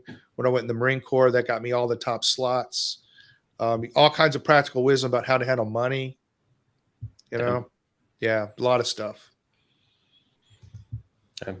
Well, I want to round out the show soon. We've been going for almost 2 hours. All right. I want to close on something actually kind of specific. See what you guys think about it. That's what I'm going to do. You know, especially because Alyssa, thank God, went through that, and that's homeschooling versus public school versus private school. So this has become a thing on the internet, you know, in America since COVID, especially when everybody got locked in their house like a fucking prisoner. But homeschooling, I think, is on the rise. And that lines up perfectly with what I want to do. I've wanted that for years whenever I had my first kid. Alyssa was actually homeschooled from middle school at the end of 5th grade all the way through high school as well. That's one of the reasons I was really attracted to her when I figured this out. You know, the physical attraction was there, but when I figured out she was homeschooled, I was like, whoa. Because I had never even met a homeschool girl. Right. Maybe one other ever in my escapades with women. I mean, it's extremely rare. It's not because they don't exist. It's because they're not out at bars because they were fucking homeschooled. Like, they're introverted. They're not heavily socialized, which is fine. It's not nearly as bad as people portray, which is nonsense. You know, homeschool kids, I know one kid growing up, for example, was homeschooled. He was kind of weird, but a lot of them are pretty awesome, actually. They come out really good. So what do you guys think about homeschooling versus public school or private school? Some people still say private school is big, but I'm not into it.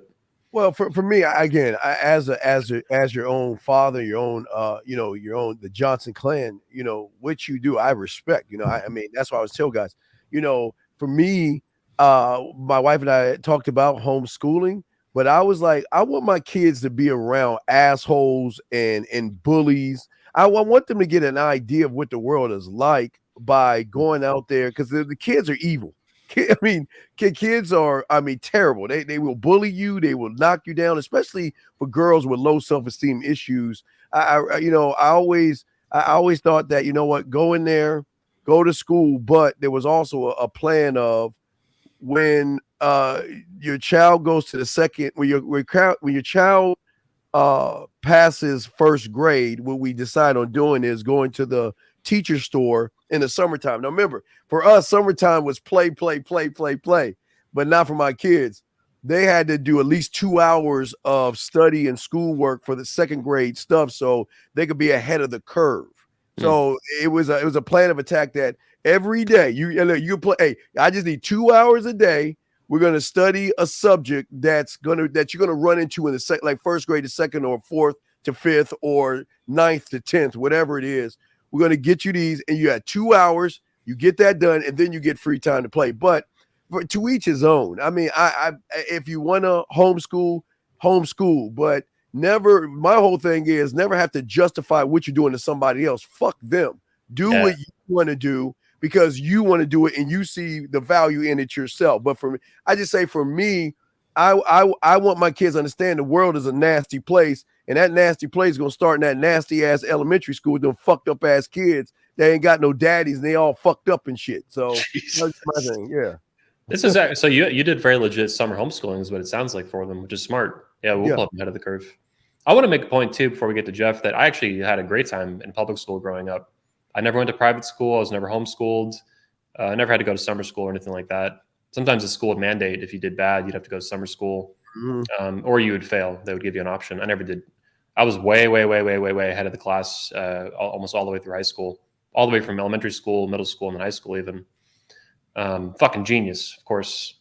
But anyway, I had a really good positive experience in public school. I don't know if that's the case these days with kids, and I dread to think about even, 5 years from now, 10 years from now, 15 years from now, what it'll be like. Because high school, dude, middle school is awesome for me. Elementary school is fucking awesome. High school is fucking awesome. I had a fucking blast. I don't know about the educational part so much in high school, especially, but I loved it. Like I really had, there was occasionally problems, obviously, people trying to get in fights and shit, whatever, but I had a blast. So Jeff, what are your thoughts on public school, homeschool, private school? There's a lot of different angles to tackle with it. Schools, in the last 10 years, the purpose of schools has drastically changed with the introduction of social and emotional learning in all the states. And SEL is a redefinition of education away from knowledge of academic subjects. They don't even test for that anymore. I've never heard of this SEL. Yeah, you need to look that up. Okay. SEL is a redefinition which says that education has to do with the attitudes and temperaments of the child. They're seeking to change the attitudes and, if you will, the sense of life of children. And to do that, they are administering psychological tests to children twice a year in Texas. Wow. To see how effective they have changed these children's attitudes and beliefs about things. And in all subjects, even mathematics, they're introducing transgender ideas, gay ideas, all these ideas. I think we have to think through what school's like today rather than think back to what it was like for us. Public and private. Yeah. In general, I favor the old one-room schoolhouse approach, which is basically what homeschooling has become. Most homeschoolers are taught in a co-op. Yep. Alyssa was too. Yep. And in a co-op, it's basically a one-room schoolhouse. And one-room schoolhouses work like this. If you ever look at the desks, they're double-sided. Everybody always wonders about that. Why are the desks in one-room schoolhouses always double-sided? Because here's how it worked. The teacher would teach a subject to the people in the front, which were the oldest students would teach. And then it was the job of these older students to literally turn around in their desk and teach the subjects for the previous grade to the children behind them. So children learned by both being instructed and being instructors. Wow. I didn't know that. It's one of the most effective ways to teach. The Marine Corps calls it the see one, do one, teach one method. It's the only way to learn something. So the problem is that I think that the values have gotten so bad that for a lot of people, the calculus is probably going to be to homeschool if you're on the right. And co-ops are probably the best way to do it. The Christian schools have all, in Texas, they all have to do SEL. Wow. Private schools are doing SEL. Yeah. If state mandates what they do. That's right. If you take any state funding whatsoever, you have to do SEL. And by the way, all of that psychological data on children that is collected in these schools, Texas sells that to Google. Wow. And Google sells it out for scientific studies. Now they say it's anonymized, but remember 23andMe was supposed to be anonymous data, but their AI techniques allow us to de-anonymize all this data. So the answers your children give on these psychological exams that are given in schools now are going to follow them into their jobs and everywhere else for the rest of their life. So there's very good reasons, I think, to homeschool. It's not an answer for everybody. I agree with that. But the other thing is, I'm not sure that these professional school curriculums are any good. I'll give you an example with my boys. I taught them geometry in the wood shop. So we were making cabinets and things like that. And I wouldn't let them use a ruler. All you had was a straight edge with no marks on it. so you can't measure. So they learned how to do everything with ratios before they ever learned, arithmetic. And they were doing division, subtraction, multiplication, division, and even taking square roots. They didn't know what those were, but they were doing that all with ruler and compass, with geometry. Wow. And had a blast. They made their own beds. They made their own furniture. They could make the table exactly the way they want it. And we could do all this stuff. Those are the kinds of things that you just can't do in public schools. Yeah. And I think what's called the socialization component that people worry about happens in these co-ops, which are quite large often. Yeah. And both of you in Texas, they have their own sports leagues. They're that big. Wow. So, yeah. I don't think Alyssa's was that big on the west coast of Florida. They would be anywhere from like 5 to 10 students usually.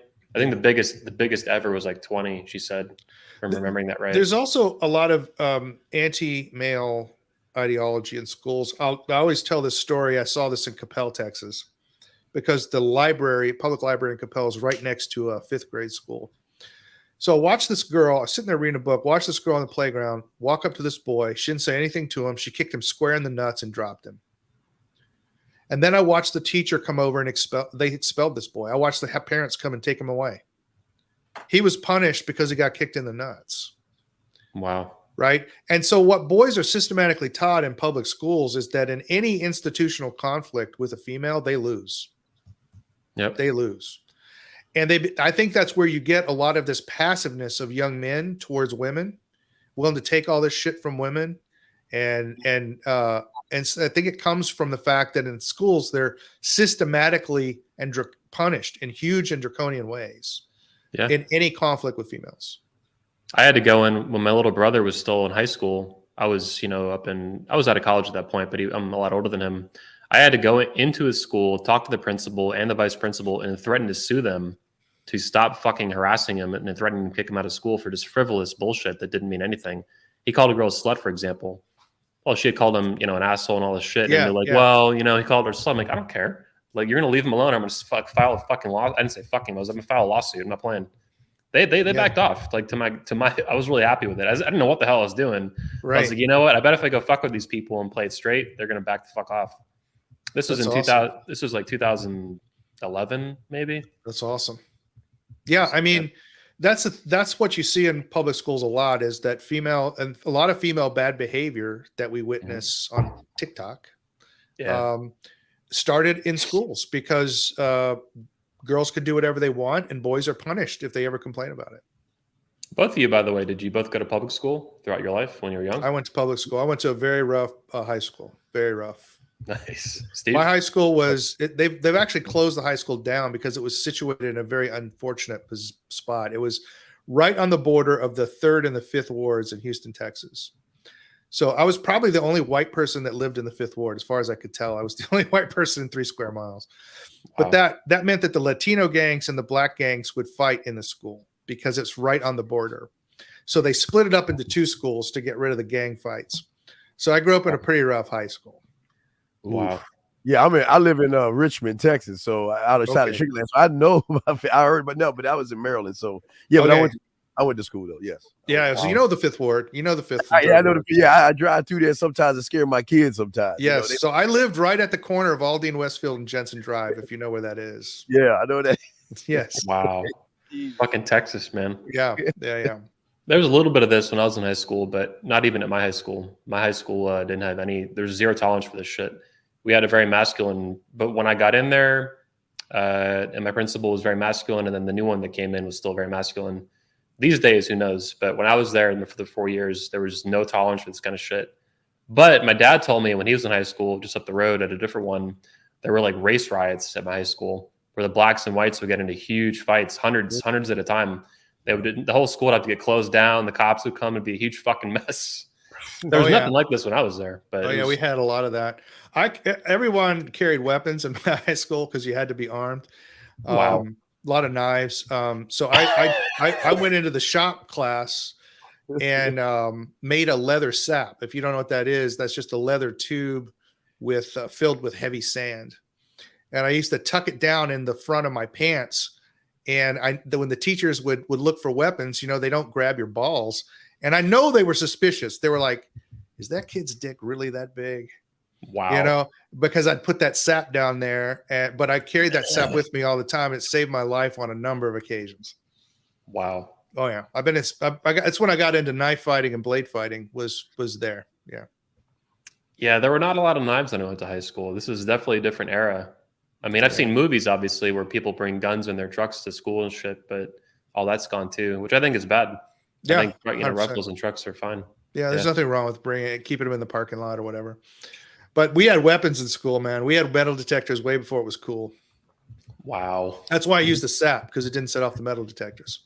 Yeah. You gotta get smart. Gotta think, man. There you go. Dodge that shit. Well, I'm gonna round up today's show. I really appreciate both of you hopping in. Yeah, Pat Stedman as well came earlier. Michael Foster couldn't make it, unfortunately, but we'll get him next time. Okay. Yeah, I think he's sick or something too. He said he's really having a rough day. But yeah, it's been a good show. I'm going to put links in the description to everyone's stuff, YouTube channel, Twitter, Substack you mentioned for your sons, or the one about your sons. Yeah. I really appreciate it. And I look forward to introducing both of you to my daughter at 21 Summit later this year in Florida. Can't wait. Yes. Yeah, Alyssa's real nervous about bringing her to the convention and stuff, but she'll be there. Okay. Yeah. Everyone else, appreciate you tuning in live to the Redman Group or watching the recording. Share it on social media. Hit like, leave a comment. Any comment helps a lot. I appreciate it. Algorithm sees it. More men see it. That's good. Tune in next weekend. There will be another Redman Group, most likely, with Pat Stedman, episode 181. If not, it'll be soon after that. I'm going to do a one-on-one deep dive with Pat Stedman on dating and relationships. Steve, Jeff, thanks again for your time. Everyone else, peace out. Steve, is nice